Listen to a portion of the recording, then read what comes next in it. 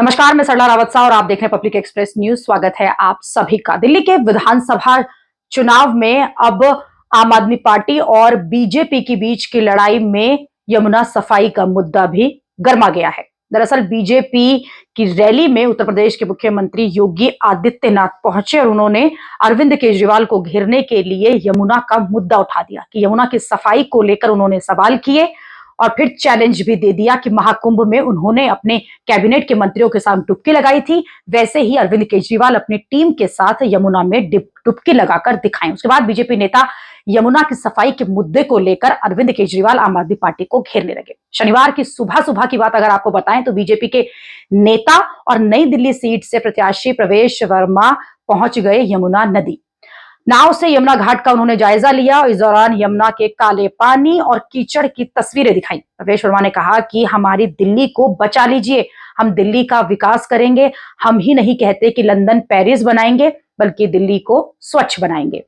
इससे पहले शुक्रवार को ही प्रवेश वर्मा ने यमुना नदी की सफाई से जुड़े हुए 4 सवाल दिल्ली की सरकार से पूछ लिए थे। पहला सवाल उन्होंने किया था कि 2015 से लेकर 2024 के दौरान यमुना नदी को साफ करने के लिए दिल्ली सरकार ने अपने खजाने से कितना बजट खर्च किया, इसके सभी व्यय को सही जानकारी विवरण जो है उसे सार्वजनिक किया जाए। दूसरा सवाल उन्होंने किया कि क्या यमुना नदी की सफाई के लिए मुख्यमंत्री अरविंद केजरीवाल ने कोई आदेश जारी किए थे, यदि हाँ तो उनके विवरण की प्रति जो है वो जनता के साथ भी साझा की जाए। तीसरा सवाल किया कि दिल्ली में यमुना नदी के कितने किलोमीटर क्षेत्र को साफ किया गया है और अभी कितना किलोमीटर का एरिया गंदा है, इस पर क्या कार्यवाही की जा रही है, उसका पूरा विवरण दीजिए।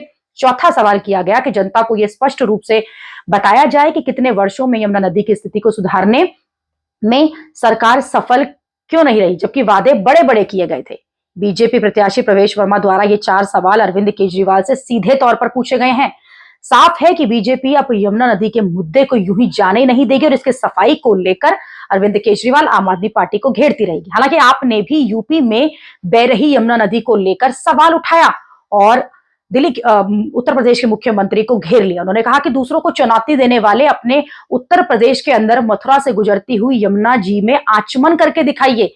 इसी तरह आम आदमी पार्टी की प्रवक्ता प्रियंका कक्कड़ ने यह कहा कि सीएम योगी को तो मथुरा या फिर पानीपत की तरफ से जो बहरी यमुना है उसमें डुबकी लगानी चाहिए थी। प्रियंका कक्कड़ का यह भी दावा है कि सुप्रीम कोर्ट ने हाल ही में यमुना को गंदा करने की वजह से यूपी की सरकार पर 60 करोड़ रुपए का जुर्माना लगाया था।